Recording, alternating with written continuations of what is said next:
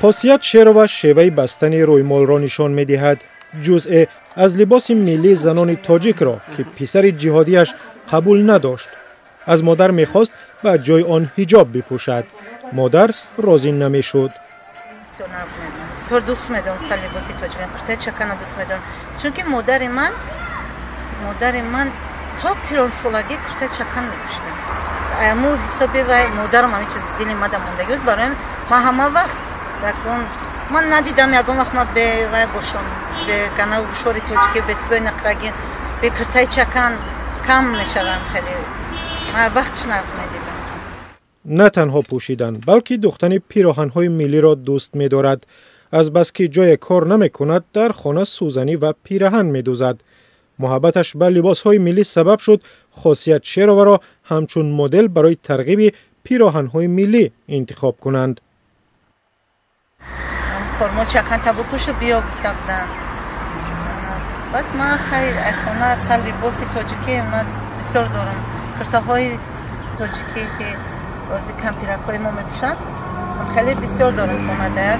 در تا لباس های تاجیکی را داشتم از اون کس اومدم. بعد کردم بنوار گشتن عکس برداری کردم. او یکی از زنان است که در دستورالعمل توسعه‌ای لباس‌های ملی پیراهن اطلس به بر کرده است. هدف از تهیه دستورالعمل نو به گفته وزارت فرهنگ جلوگیری از افراطگرایی و نفوذ لباس‌های بیگانه است. خاصیت شروا با مقامات هم فکر است. وقتی که در کوچه‌های شهر در کوچه‌های تاجیکستان گردش می‌بینیم و دخترانی را می‌بینیم لباس‌های تنگ پوشیدن سطر دارن حجاب دارن یک فکر به سر آدم میاد که گویا که ما تاجیک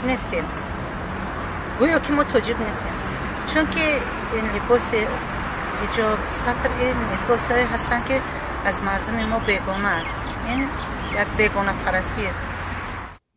اما پسر خودش بختیار شرف چند سال پیش مادر را مجبور میکرد که سطر و حجاب اسلامی بپوشد. بختیار سال 2013 از روسیه به سوریه رفت و به داعش پیوست و سال 2014 کشته شد. به اعتقاد مادر او با فعالیت‌هایش جوانان را از راهی که پسرش رفت برمیگرداند. فرزند برای مادر این میوه عمر آدمیزاد فرزند است. البته من یگان لحظه به یاد نیستم، یگان لحظه رو فراموش کردن نمیتونم. لیکن در سیمای همه جوانان، در سیمای همه جوان پسران من فرزند خود میبینم. من کوشش میکنم که همه جوانان را برای راست هدایت کنم. هدایت با ترغیب لباس ملی و راست قدم زدن روی صحنه.